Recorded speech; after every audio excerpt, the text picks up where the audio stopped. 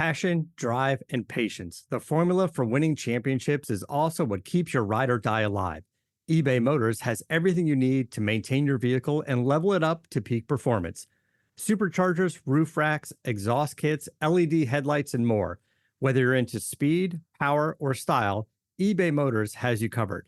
With over 122 million parts for your number one ride or die, you'll always find exactly what you're looking for. And with eBay Guaranteed Fit, your part is guaranteed to fit your ride every time or your money back. Because with eBay Motors, you're burning rubber, not cash. With all the parts you need at the prices you want, it's easy to make your car the MVP and bring home huge wins. Keep your ride or die alive at ebaymotors.com. Eligible items only. Exclusions apply. See ebaymotors.com. Every team, every topic, everywhere. This is Believe. This episode of the Gegenpressing podcast is brought to you by BetOnline. BetOnline is your number one source for all your summer sports this season, from MLB, golf, NBA, and NHL playoff stats. All the latest stats, news, and scores available to follow your favorite teams. Get the latest odds and lines, including the latest team matchups, player props, and odds on just about every sport out there. Head to the website today or use your mobile device to get in on the action. BetOnline, where the game starts. Hello and welcome to Gegenpressing, the Bundesliga podcast. I'm Manuel Veth, he's Stefan Bienkowski. This is the last main show of the Bundesliga season, Stefan. But of course, we're not quite done here yet, are we? I just realised as soon as you said how you doing, something started playing on my computer. I didn't hear a word you were saying. But yes, great start to the show. I'm doing very well. As you can tell, jaded, tired, nothing left. I'm an empty carcass of a man after this crazy Bundesliga season. But no, it's been fantastic. It really has. I had a really good opportunity to kind of reflect on it when we had all those games at the one time on Saturday. And it meant I could really enjoy kind of Sunday or reflect on Sunday, and especially when I was watching English football and then, Manchester City score after like 70 seconds. And I thought, I've been here so many times with the Bundesliga over the years where we kind of go into that final match day hoping that Bayern might slip up. There might be something, a late title challenge or something. Yeah. And I kind of thought to myself, it's nice to be on the other side of that for a change where, German football's had a really great conclusion, and it's the English football that's, a little underwhelming, shall we say. So, yeah, great weekend, great season, and let's see where it goes this summer. I think the Farmers League torch, has officially been passed to the Premier League, Stefan. Yeah, I think so too. It's especially with no teams in Europe left at this point, and Leverkusen and Dortmund still to go in the European finals. It definitely feels like the tide has shifted. Yeah, it's been. I mean, I have to be careful because we do still have a lot ahead of us. We have a European final on Wednesday, right, with Leverkusen, of course, and then we have the DFB Pokal final on Saturday, and then the week after, you and I are both headed to Wembley. Really, really, really looking forward to that, Stefan. And then we of course have that. So, yeah, it kind of feels like we're not quite there yet to really put a bow on the season and say this is wrapped up, because it's not.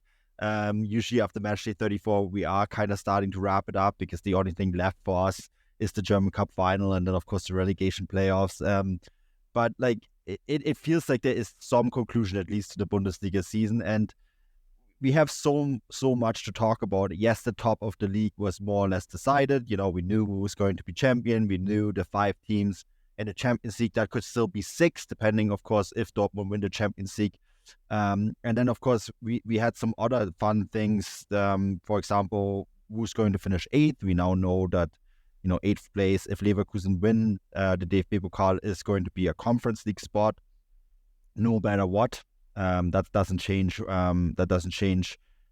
Dortmund win the Champions League, because if Dortmund win the Champions League, that one Europa League spot simply becomes a Champions League spot. Germany doesn't get an additional spot because of that, right? It's just that one of the spots gets converted. But we had to find out who's going to finish 8th. We still needed to find out who's going to finish 6th or 7th. Again, the 6th place is going to be a massive. At the end of the day, it was Frankfurt that captured it. And then, of course, the Vizemeisterschaft, Stefan. I had a guy who had some issues with me saying that Stuttgart were the second best team in German football over the last few weeks. Can we just now say conclusively they're the second best team in German football this season? Yeah, I think you're the only one who was picking up that point this weekend. I think Undav said after the game himself that, when he starts showing some respect to Stuttgart after what they've done in the last kind of couple of months and especially the second half of the season in particular. And that's like kind of what made it so fantastic, isn't it? I mean, we're also going to spend most of this show talking about what happened at the bottom, but again, Stuttgart just kind of flying under the radar because of what Leverkusen did this season. And everything that's happened in between, I suppose. They're kind of wedged in between an incredible Leverkusen and a Bayern Munich team that kind of suck all the oxygen out of the room. But maybe that's the way Sebastian Hoeneß likes it. Maybe he's quite happy to kind of fly under the radar, and what an incredible achievement. It is a crazy achievement. It's actually 3 points more than when Stuttgart last won the title. I think it's the most points they've ever gotten in the Bundesliga this season, 73 points. When they won the Bundesliga title, they did it with 70 points. Also better goal differential. They scored 78 goals, conceded 39. In the season that they won the title, they only scored 61, conceded 37. I mean, honestly, any other normal year, they probably would have won the title. It's just that the team at the very top, so unbelievable. Briefly need to mention them, right? First team in German history to win the title, undefeated. Congrats. But yeah, I mean, what Stuttgart have done too, I think every other year that would have been the headline. It's also worth noting that Leipzig finished the season with 65 points, which is only 2 less than their record points tally as well. And that only got them 4th place. And if they had finished even if they'd finished with 3 points more than their record points tally, it still wouldn't have been enough to catch Bayern in 3rd place. So it really goes to show how good Leverkusen have been, how good Stuttgart have been, but also, for anyone out there who's feeling like a bit of a Thomas Tuchel sympathizer, the fact that, even a record-breaking Leipzig season wouldn't be enough to catch what Bayern considered to be a poor season, and obviously nowhere near as good as Leverkusen or Stuttgart. So, yeah, 2 very good teams at the top of the table. Leipzig had a pretty strong campaign. Bayern obviously not at the races really from about February onwards, but on paper, not too bad. But I guess no one really cares what happens when you're 3rd or 4th, especially when you're Bayern Munich supporters. So a lot to discuss there. Not on today's show, I'm sure, but we'll have plenty to discuss this summer. In fact, this is probably the first week in a while that just about every podcast we've got lined up has nothing to do with Bayern Munich. I know, right? I guess unless they sign a head coach, although don't know where we're going to fit it in. I also don't know if you have to schedule that anytime soon the way it's going. Yeah, because right now their list is empty, which is mental. The outcome of, I think everyone thought, when Roberto De Zerbi announced that he's going to leave Brighton, right? That's it. That's the guy. Finally got one. Here it is. And then everyone denies it. And it's just the latest crazy turn of events. Of course, then on Friday, the Thomas Tuchel presser where he basically first question asked, and I guess everyone was kind of, he's not going to say anything because they're still in negotiations, and he's going, you expected the usual, well, we have to see, and it's nothing decided, and we're not comment on rumors, and he goes straight out and says, this is my last press conference. And obviously, normal pre-match press conference turned into headline news all over Munich. It's kind of crazy to think that's only 72 hours ago. The last 3 days have been mental. So, yeah, the Bayern story, I think, is going to be one that's going to follow us for a while because we don't know where they're headed. But I feel also they have taken a lot of the oxygen out of the room of other stories that we need to cover, right? So I think we'll park what the Bayern are doing because, honestly, Stefan, one of us is going to write a Substack the moment they finally hire a coach. It's just how it is, right? They're going to get the attention that they need. So I think let's park the coaching debate for today, because I think we also said everything there is to be said. Maybe the final point before we get to the relegation battle and the madness that happened there. I want to also point out Heidenheim. They finished 8th. They still have to wait their future, right? What's going to happen? Whether they get a European spot or not will be decided on Saturday.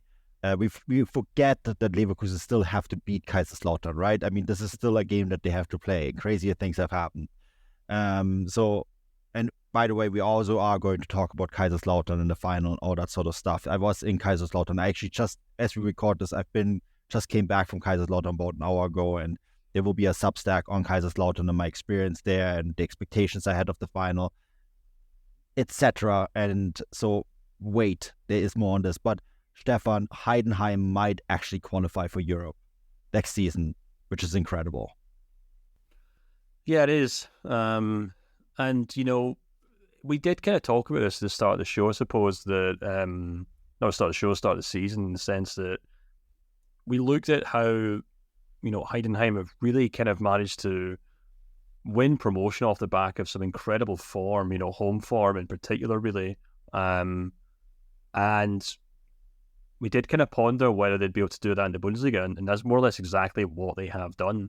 I mean, their away form was by no means poor. 3 wins, 7 draws, and 7 defeats in 17 games. But it's that home form which has really kind of stood out, which is really quite remarkable. They finished 7th in the league, just based on their home form, which, considering that they finished 8th in total, probably goes some way to explaining why they did so well. And it's been thoroughly deserved because, I'm sure we'll get into it, but there's a lot of big teams below them who've really faltered this season. I'm sure Bremen fans would be happy with 9th place, but historically speaking, they're a big club. Freiburg are a club, obviously, where Christian Streich has decided to move on because of, for all sorts of reasons, but a very frustrating season in which, the club haven't really done well in the transfer window in the last couple of years. Squad isn't quite what it used to be, and when you consider how many times Christian Streich has kind of worked his miracles to kind of rebuild teams there, you can understand why he's decided to pack it in. Augsburg, a team who really Jekyll and Hyde side, really, in the sense that they look terrible. New head coach comes in, takes them to the top of the table, and then, not literally the top of the table, but near the top, and then they just kind of put their feet up for the last 5 or 6 weeks. Wolfsburg, another team who hit demise and had to hit the restart button. Mainz, another team that's had to hit the restart button twice this season. Gladbach, a team who've had to do the same. And then, of course, that brings us down to the bottom 4, who admittedly are probably clubs that you'd expect to be down there. But the 1, 2, 3, 4, 5, 6 clubs above them, so the 6 clubs between Heidenheim and the 4 teams in the relegation battle this season, are all teams that not that long ago would have been challenging for Europa Leagues or European spots, even top 4 in some cases. So it shows how many big clubs have faltered this season, and all credit to Heidenheim for taking advantage of that. Yeah, it's incredible. And, at the end of the day, the home form is that keeps you in the league. You got to win at home. That's if you're a promoted team, that needs to be your fortress. I remember in 94, 95, it's a long time ago, when 1860 moved up, and Werner Lorand, the head coach at the time, said we have to win or draw our home games to stay in the Bundesliga. That is going to be the foundation of the success of staying in the league. And I think, if I remember correctly, 1860 only won one away game that season against Bayer Leverkusen 2-0, but they never lost at home, or almost never lost at home.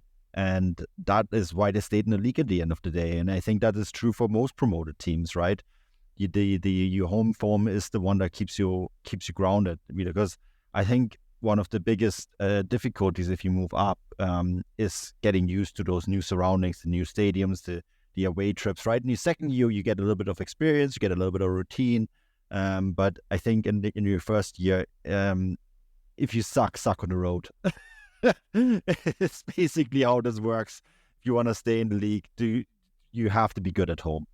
And that has to be your foundation. And I think Heidenheim, it's no surprise that they did exactly that with Frank Schmidt in charge, right? I think he's the most pragmatic head coach, one of the most pragmatic head coaches out there. And the fact that he is the guy to essentially lay that principle down, it makes total sense to me. And it's, the funny thing, the one funny anecdote maybe from this match day is Aaron Dingchi, the Heidenheim striker. His 2 goals means that Heidenheim will finish ahead of Bremen, where he was from loan at, and ahead of Freiburg, where he's going to, denying both his former and his future club of a European spot, which I think is hilarious. Yeah, it really is incredible. Okay, it's been ridiculous, and they deserve so much credit, and it'd be wonderful if they could kind of finish the season with a European spot based on what happens. Obviously, it's kind of out of their hands now. But yeah, and it is important that we do kind of highlight these things, because we've got a lot of kind of negative things to talk about, I suppose, on this episode with the other clubs. Yeah. Well, one in particular, right? So let's move to the relegation battle, because how exciting was that? That's, I feel that the conference, or the goal arena, as it's known on the Zone and ESPN. I'm not sure if there is a goal arena on Sky in the UK, Stefan. No, Does it we exist? don't do that. No. Oh, that's too bad. Anyways, it was made for that match day. The fact that you could go between the different games, that you could go from Bremen against Bochum to Heidenheim against Köln to Union against Freiburg, that there was this switching back and forward, and us neutrals, we could bath ourselves in the agony that all these people, all these fans across these different stadiums were feeling, and that's what the conference is made for, Stefan. As you could see the teams switching back and forward in places, it was great. I understand you watched the Union Berlin game in its entirety. Good thing you're not an Union Berlin fan, because that was brutal. Just focusing on that game. We have obviously a few people in our subscriber chats that are Union Berlin fans, and I don't know how much they aged on that match day. Yeah. I gotta say, actually, thank God I'm not a Union Berlin fan or a Freiburg fan. It's the third or fourth Freiburg game that I've watched in the last month or so, and just about every single one of them's left me with, absolutely no hope or joy in my heart for that club. They've just been a real slog to watch this season, and yeah, my heart definitely goes out to Freiburg fans, and you can completely understand why Christian Streich made a decision to say, look, I should probably best I move on and we let someone in with fresh ideas.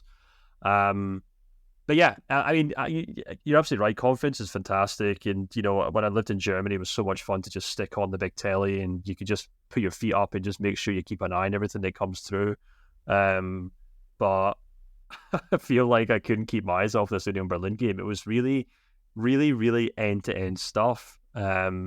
No sense of defending, no sense of any kind of defensive fortitude, just two teams who didn't really know what they were doing, but just desperately trying to score. And, we did say going into the game in our previous show that Union Berlin probably have one of the toughest tasks here, because Freiburg were obviously pushing for a Europa League spot.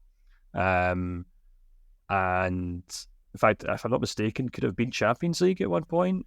Yeah, it still could have been, maybe. Yeah, I mean, with a win, if no, they could have finished in a Europa League spot. Yeah, okay. Well, they were definitely still trying. There's no doubt about that. It's not as if they were putting their feet up by any means. And when you saw that kind of first penalty miss from Juranovic, and just about maybe 7 minutes before half time, and in a half that Freiburg were certainly maybe didn't have the best chances, but they certainly were kind of maybe more dominant, I would say, in terms of ball possession and kind of just keeping the ball in the Union half. The fact that Union had that kind of penalty and missed it was a really dreadful penalty from Juranovic. I did kind of wonder, I was like, oh gosh, is that the kind of moment that just completely deflates a team, and they go in at halftime thinking that was the kind of spark that we had, that was our chance to get out of this mess, and we completely messed it up.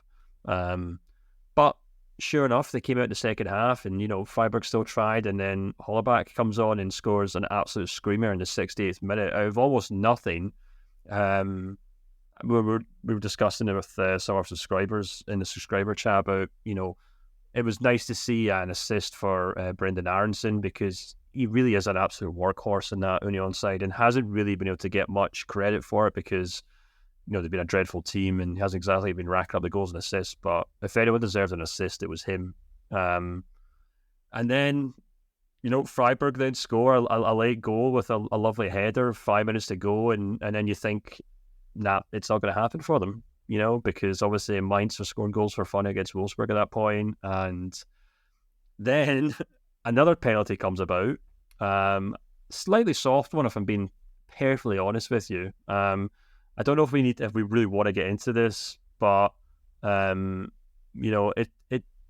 I don't know. It just felt like very fortuitous, if I'm being honest with you. I mean, for anyone who missed it, basically it was one of those kind of penalties where a call was made for a kind of tussle in the box and shirt pulling. The Freiburg defender was pulling on the Union Berlin player, but the only problem I really have with that is the player who cleared the ball, I think it was Gregoritsch, just did it with absolute ease, to be perfectly honest with you. Sorry, not Gregoritsch, I think it was Grifo. And at the time I kind of thought, well, it's entirely off the ball. The Union Berlin player is not getting to it anyway. So what's the problem here? But no, in fact, it was Gregoritsch, actually, so I'm watching the highlight now, who got the header away. Anyway, penalty gets called. Kevin Volland steps up and misses his penalty. And at that point, you're just kind of left thinking, what can you do here? And obviously, we've got so many Union Berlin fans in the chat, and they're pulling their hair out. But then, fair enough, Haber steps up and he puts home the second goal. And 3 minutes into extra time, it was mayhem. And also worth saying, even before all that, Union Berlin's goalkeeping coach had to get sent to the stands because he was fighting with the referee so much, and he did so. He chose to leave by climbing over the roofing to the dugout. And then sat in the stands with the fans, and the camera kept cutting back to him sitting next to this, this old boy who's probably been going to the games for the last 20 years, and he's just sitting there muttering away with him about how terrible this referee is. And it was just ridiculous game of football. Thoroughly enjoyed it. Glad I watched every minute of it. And you know what? Fair play to Union Berlin. But I mean, this felt like a get out of jail free card for them, because they've had. I was really tempted to do a newsletter on them this week, actually, and kind of go into more detail on this, but I just kind of feel like everything that could have went wrong for a football club this season went wrong for Union Berlin. They changed head coaches, and then they changed that head coach, and their star signings haven't worked out, and their star striker decides he wants to leave in January, and it was just one thing after another for Union Berlin, and they've been an absolute circus on and off the pitch. And there's just absolutely nothing about a football club that says they deserve to stay in the league this season, but they have, and they really, really, really have to get their head down and figure out what's going wrong this summer, because it's just an absolute miracle that they didn't get relegated. That's all I can really say to it. It's even that penalty call, as you say, honestly, Stefan, that's not a penalty anywhere but at the Köpenick, at the Forsterei in Köpenick. Honestly, I think the referee had to call it, because otherwise he's not getting a life out of there. Let's be honest here. That's not a penalty. They called it, and that's what home advantage is for. And in the good old days, there wasn't VAR, and penalties like that got called all the time. And some stadiums are like that, where the referee gets pulled into one direction. In fact, I was at one yesterday, right on the Betzberg, which is very similar to that stadium, very loud and very hostile. And that's home advantage for you. So no, that's not a penalty anywhere but there. I think you're spot on in terms of them having to maybe have a sit down and seriously get to the bottom of the season. Some news coming out today, Brendan Aronson, for example, having to go back to Leeds because there was no buy-on option agreed in his loan deal. Honestly, he's probably one of the players that I would keep because, as you said, he's an absolute workhorse. I think a lot of it will probably depend on the transfer fee. But there's other things like Robin Gosens, who I actually think is a fantastic football player, but defensively is so weak at times. That equalizer by Freiburg, like, what is he doing there, Stefan? Like, as a defensive player, you have to be more forceful in your defending. I understand that in this particular game, he was actually playing almost as a winger. But it's just there is so many players there that feel like luxury players. Like, Gosens is a great player to have if you have a structure around him, right? He's fantastic to watch. He brings all these elements that you want from a classic attacking left back. He's almost like a little bit like Alphonso Davies that way, right? Like, if you put the right system around him where he doesn't necessarily his strengths doesn't need to be defending, he's a great player. But if you don't have that, he's an issue. He's a problem. But there's so many players like that were signed this year, and that is a huge issue. Brandon Aronson has to play as a center forward in this game. Why? Because there's no other guy in that team. Even though they signed 6 strikers and gave one away on loan, there's no other player in that team that can start as a striker that you trust. How does that happen, right? I mean, Kevin Volland comes off the bench, then misses the penalty, which could have been utter disaster. But he too, like, he's not your classic center forward, yet he was signed as one. So, I could go on and on and on and on and on. And this particular game actually underlines so many of those things. And it was despite all of that, they somehow managed. And, going into this match day, they were the team that had all the momentum against them. They were the sort of team that the trajectory was pointing downwards, right? Bochum looked better. Köln won the game before against Union Berlin, and it all, the stage was set for this great Köln miracle that you and I would have never heard the end of. And it just felt like this was going to be it for them, and somehow they pulled it off. And it's almost like when you get a bonus life at Mario Kart, right? And you can play one more round, and that's what they were giving me here. But you have to use that now, because right now, as it stands, this is a really dysfunctional club, which is crazy considering where they were a year ago. And I mean, there's now rumors that Bo Svensson might become the next head coach. Honestly, Bo Svensson is a fantastic head coach. If they can get him, that's great. And hopefully he can bring in a sort of structure to the squad that lacks has a lot of great players, but has no plan whatsoever.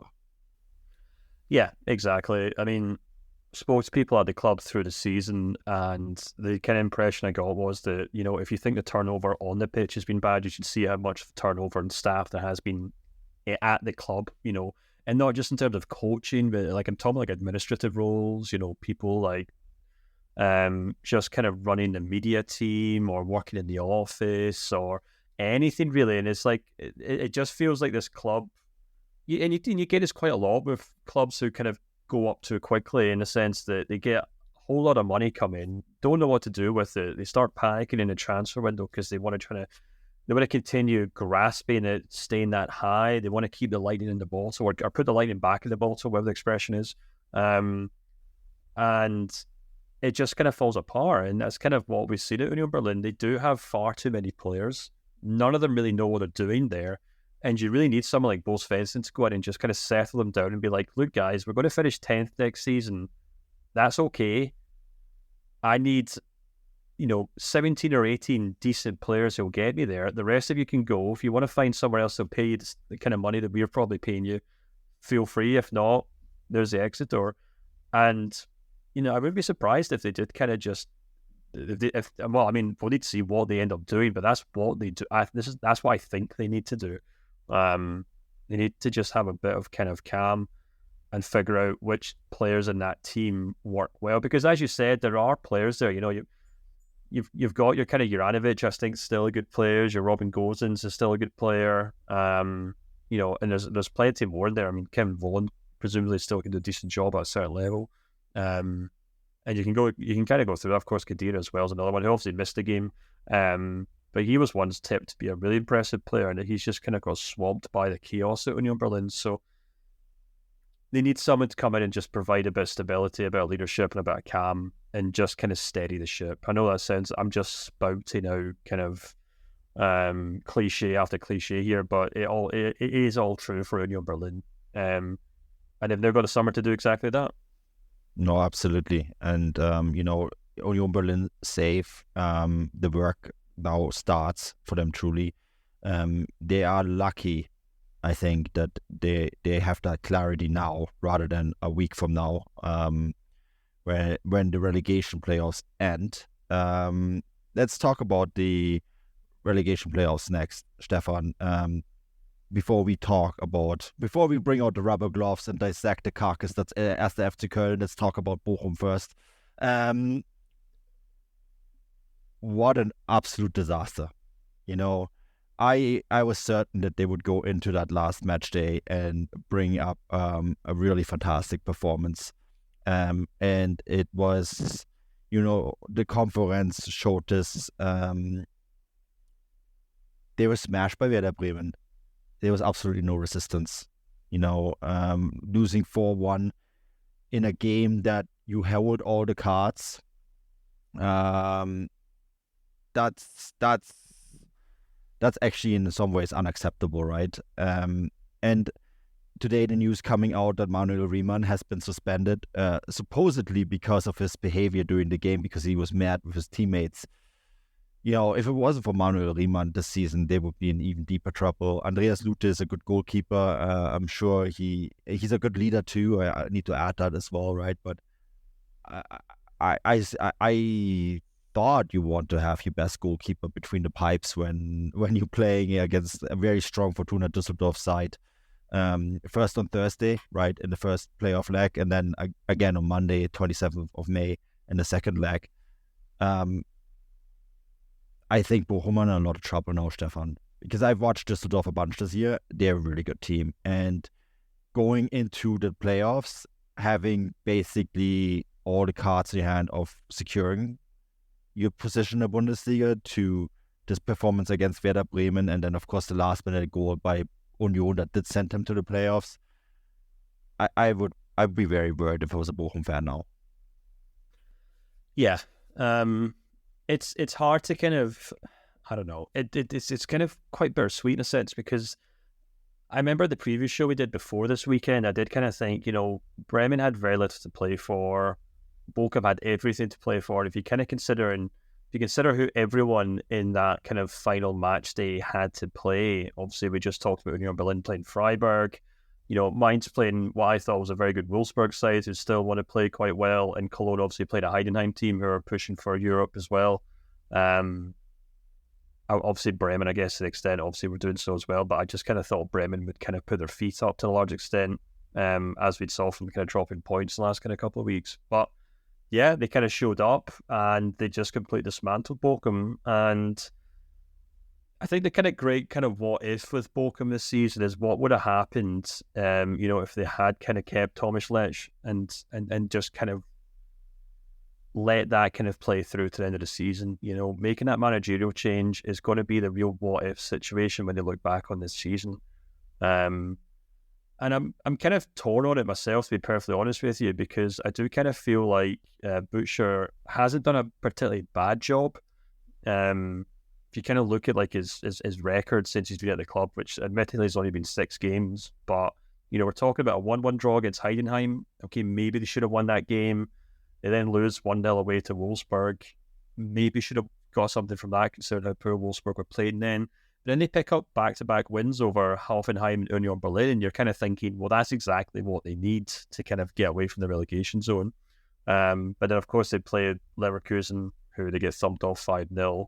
And then they go into this final match day kind of needing something, and it just didn't work out. And we started the show talking about the way that Heidenheim were able to really rely on that home form to project them up the league table, and you could maybe say something similar about Bochum in a sense that they did have a very solid home form this season. They picked up 23 points from home,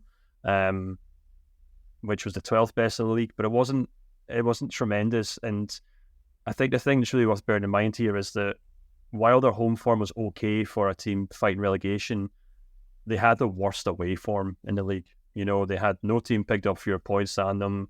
Joint level with Union Berlin on 10. Darmstadt picked up more away points than them, which maybe goes some way to saying quite a lot, I think. And I remember kind of talking to our subscribers about it during the game and watching the result come in, and I said, well, do you know what? Like, Bochum losing this game on the road against a Bremen side who, maybe have something to play for in the sense that they can kind of hope to maybe get a last-minute kind of European run or European spot. But let's be honest, this is a game that Bochum should have thrown everything at. And the fact that they stumbled again on the road again just kind of made me think, well, do you know what, maybe it was somewhat deserved because they just haven't done enough on the road this season to stay in the league. And hey, look, they may still, obviously, because they've still got the relegation playoff. But I don't know. It's just I just keep coming back to that away form. Yeah. I mean, obviously, as I said, if you sting on the road, but you're right. I also just think it's just insane that you would throw away that last game. But Bochum against Düsseldorf is going to be really interesting. It's going to be a really interesting relegation playoff now, Stefan. I think in some ways, I think some people were hoping Köln against Düsseldorf. Could you imagine that? But I think this is, in some ways, almost the next best thing. We're guaranteed a big team in the league next year, either way, right? And obviously, if Düsseldorf go up, that's great for the Bundesliga. It's a big stadium. It's one of the stadiums that will be hosting European Championship games this summer. So it's getting a big upgrade. Düsseldorf have been in the news positively with the Fortuna für alle, right? The Fortuna for Everyone project where they offer tickets for free to all fans for home games. And it's a big city with a big following, and if they go up, that'd be great. And if Bochum stay in, that's still a traditional club, not the biggest stadium, but this is a team that it has a cult status within the league. So either way, I think the Bundesliga will win, especially because the other two teams that are coming up, Holstein Kiel and St. Pauli, maybe less so because it's from a big city and they're growing quite a lot in terms of membership. But Holstein Kiel isn't exactly the biggest club, and they're playing in a small stadium, so it'd be good. It's good that at least one of those two teams are staying in the league. But yeah, I mean, it's going to be such a fast. I personally love the playoffs, Stefan. I'm a big fan because I'm a big fan if I don't have a team in it.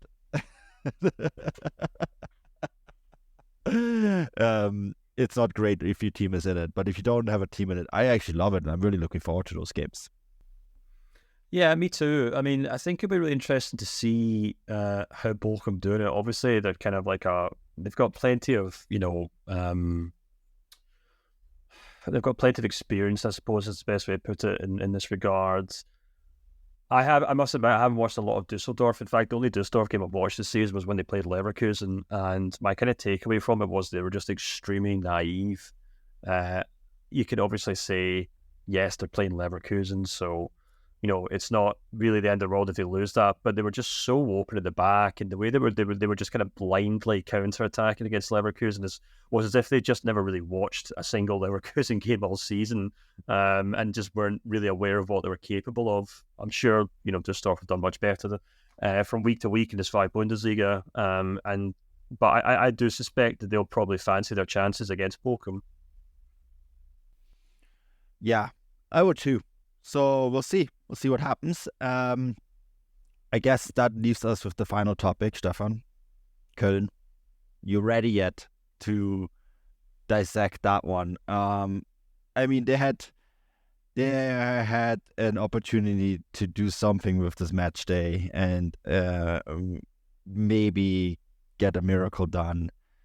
And the result was like sticking a hot needle on an air balloon. I mean, this isn't even, when the air balloon gets slightly hit and it just still pops and kind of deflates and flies around the room. This one just exploded. I mean, deflating is almost the wrong word. It's just it popped in the very worst way. I sense they gave up in this game. As the goals kept pouring in, and Dingsy scored once, then he scored twice, then Sessa made it 3-0. Tigges with a little bit of hope, but 3-1, and then Beste ended it with a fantastic goal, by the way. Beautiful goal by Beste. I just don't even know how this is going to get any better for Köln next year, because they can't sign anyone. They don't have any good strikers. Tigges is playing up there. Selke is kind of hopeless. Young talented players in the squad want to leave the team. This is such a difficult situation that they find themselves in. And if I look at the second division next year, they're not a team for me that will go up. No, and I think there's a serious question mark over what happens to Cologne in this fight Bundesliga, in the sense that do they become another Hamburg or Schalke, in the sense, like, not in the financial sense, but speaking to Matt about it, he obviously follows Cologne a lot more than both of us, and by no means want to put words in his mouth, because I know he has been on the show plenty of times talking about Cologne, but you do kind of get the impression we speak to him and other Cologne fans that it's, they're a historic institution, like most things in Cologne, and it feels like they've just been kind of held down by their own kind of weight, in the sense that there's just so many fans, there's so many vested interests in the people who run the club, and I speak to Matt about this quite a lot, and I kind of play devil's advocate whenever we have the discussion about 50+1, and I always kind of say, well, Cologne are a good example of what happens when you're almost too protected by it, in the sense that, you have people who've been running that club for 20, 30 years. It's got a very established board. It's got established boardroom and chairman, and obviously, fan groups and things as well, and it can mean that a lot doesn't get done from one year to the next, and then it kind of adds on, and they're really just not a very nimble club, to be perfectly honest with you. So that can get in the way when they have to kind of face adversity and have to kind of react, and maybe have to start thinking about what to do next in terms of how to bounce back from this relegation. But I completely agree with you. I did kind of feel like they had given up. I thought Dinky's goals were hilarious, in the sense the first one was, just a simple deflection, which you can't do much about, and it was almost, the goal he scored after that 6 minutes later was almost like him proving, well, that first one might have been a fluke, but this one, I really mean it, because he basically skins like 2 or 3 Cologne fans to score. And then, of course, Sessa and Beste's goals later on were outstanding as well. And yeah, Cologne were well beaten here. They've been well beaten for much of the season. It's also worth kind of pointing out that, people will look at a league table and say, they were just within a whisker of maybe staying up. Obviously they finished with just 6 points away from potential safety, but that's really only because they picked up wins against Bochum and Union Berlin in the kind of final weeks of the season. And yeah, I get it, they obviously count as much as anything, but I think it goes some way to kind of masking the fact that for most of this season, there's a bit of distance between them and the other teams, who are in or around there, of course, excluding Darmstadt. So I don't know. It's a shame, because Cologne have just been this classic yo-yo club in German football for some time now, and it's so depressing because it's such a wonderful city. It's such a big city. People outside of Germany who maybe don't understand the geography of Germany probably don't appreciate just how big Cologne is. It's,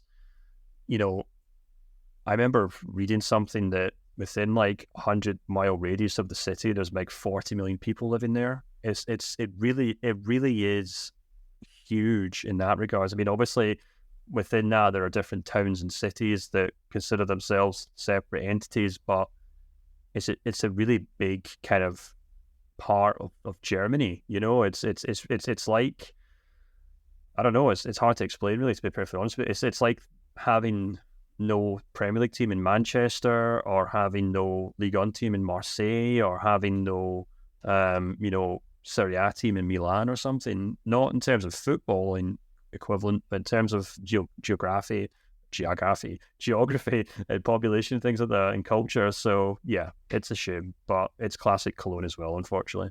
Well, I guess the region would get a team if Düsseldorf go up, right? But yeah, I think that would be very disappointing for Köln fans because, I have friends in Köln and they refuse to go to Düsseldorf, period. And it's 30 minutes away by train. That's like me refusing to take the S-Bahn from Heimstetten, which is on the outskirts of Munich, to Munich. Just imagine having done like that kind of dedication, but yeah, you're quite right. Köln is a big city. But, I heard this really interesting point that was made on a podcast here in Germany. I think it was on the Süddeutsche Zeitung, on unserem Sport podcast. And one of the journalists on there suggested that bigger teams should get more television money because they have more fans and more people are interested in watching those teams. I understand where that's coming from because, of course, them going down will mean that more people will tune in on the second division again. I think maybe one day, Matt, you and I can have a long discussion about this because Matt might actually agree with this journalist. But at the end of the day, I think teams like Köln are so dysfunctional because of their size. And giving them more money would just give them more opportunity to waste it. And that is actually maybe the real problem here that a lot of these big teams face is that the size of the membership. And I'm not saying go to the English model where you have owners and all that sort of thing. In fact, actually 50+1 again this season showed that it has its merits. But I think why a lot of these smaller clubs are doing really well at the moment is because they don't have as many voices in decision making. I mean, oftentimes people say, like, a great example is Bayern Munich. Why is Bayern Munich so dysfunctional at the moment? Because there's so many different voices, right? Köln is a great example of that too. And I think at the end of the day, clubs like Köln should not necessarily, I'm not saying abolish 50+1, but I think there needs to be a structure put in place where you can be both a membership club, be from a sizable city with all the great stuff that comes with it, but also find a way to actually organize your club in a way that you can be successful on the pitch. And I think that is maybe a lesson that Köln has to take away from this. And if they don't, and they don't do it quickly, look at Schalke this year. Look at how close Kaiserslautern got to a relegation, right? Going down to the second division, and considering how strong that second division is nowadays, going up is one issue, but you could go down even further. Teams have gone down to the third division and more because of financial troubles and discontent within the membership group. And I think Köln need to have a long look in the mirror and maybe look at some deep-reaching reforms here if they want to return to the Bundesliga anytime soon. Yeah, I mean, we'll definitely have to have Matt on to kind of do a deep dive into Cologne's season and maybe some other Cologne people that cover the league extensively. But yeah, you're absolutely right. And to kind of flip that analogy, you can look at Leverkusen, who have managed to thrive because they're a far more streamlined outfit than a lot of these kind of traditional football clubs. Of course, Leverkusen have a board. Of course, they have a whole hierarchy of backroom staff, and they do have fans, of course, but it's not nearly as complicated as a lot of these clubs who, not only have all these bits and pieces on the sporting side, but a lot of them have the club itself spun off from the parent company. Both have their own boardrooms, both have their own chairmen, and that's why you have like chairman of the sporting committee and things. It really is a nonsense, and you're absolutely right. Bayern Munich is a perfect example of it, but Cologne works as well, and it's not good. It can't be helpful in the modern game where football clubs have to be so kind of nimble and ability to react to things, and they're almost like weighed down by their own kind of staff and expectations, I suppose. I think it's because and that's my final point because I do have to wrap it up before I head to dinner. But my final point is that, I think what happens is, and it's almost a mirror of federal German politics, is there's a lot of good about this, right? Because there's a lot of people that can make decisions, but it's also then you have so many different political parties within a club that want to have their input and that you have to appease, and that means you have these massive boardrooms with, I think Schalke is 8, right? So and that is a big issue because you have to appease this group, you have to appease that fan group, you have to appease that sponsorship group, and that's it needs to be more streamlined to be successful. As you said, decisions in football have to be made fast, sometimes quickly, right? And within minutes. And a big club that is playing in England or the other league that I cover, Major League Soccer, one person will make that decision. Done. And I think that is maybe something that 50+1 needs to look at, is like, how can we preserve the structure and have a big membership place like club where all these members can be involved but still have streamlined decision making. And that's hard. That's hard. But I think that's a topic for a different podcast. And it's also really it's also really hard to criticize 50+1 in a season where the Bundesliga has done so well, Stefan, right? I mean, that's bad. If he was here, he was saying, why is everyone complaining? We have 2 teams in the European Cup finals. We have a different champion. We have, all these clubs doing really well. And, he's right. But that doesn't mean everything is perfect either. So I think that's my concluding statement. We're not complaining about 50+1. We're complaining about how 50+1 maybe accentuates German bureaucracy, or the classic kind of idea of German bureaucracy. So yeah, we're not against 50+1. We're against German bureaucracy. There we go. That is something we can all agree on. And on that note, let's wrap the show up. It's been great. It's not the final main show of the season because we have the post DFB Pokal, we have the post Champions League, lots of things planned still. So stay tuned. I think this week's program writes itself. We're going to preview the German Cup. We're going to review Leverkusen's final against Atalanta, right? And I think there was one fourth thing on the menu that escaped me at this very moment. Actually, it's good that you mentioned it, so we could probably tell listeners who don't subscribe. We have our voting up and running for the Player of the Year, which our subscribers have been voted in their dozens, which I'm really happy with. Actually, we had a lot of people vote. So basically, anyone who doesn't understand, if you sign up to the Substack, you can then head to the chat function on the app. There you'll find a thread from us with our Player of the Year, and that's where our subscribers have jumped in and put up their 3 candidates for the Player of the Year. 1, 2, 3 ranked, obviously 1 at the top, 2 and then 3. First place gets 10 points, second place gets 5, and I think third place gets 2 points. And then on Thursday's show, we'll discuss who won that voting. We'll give our suggestions as well. And it could just be a good episode to talk about the Player of the Year. But if you'd like to vote in that, head over to our Substack, subscribe, find the thread, jump in there. It's all pretty self-explanatory. And it's also somewhere where everyone's discussing their candidates, and a lot of really fun kind of honourable mentions for players who obviously won't get a nomination. But yeah, very fun, and looking forward to that podcast.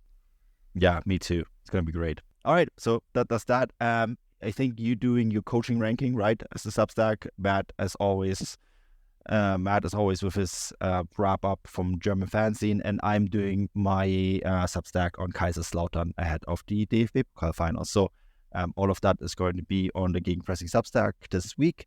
We'll be back soon. Until then, auf Wiedersehen. Thank you for listening to Believe.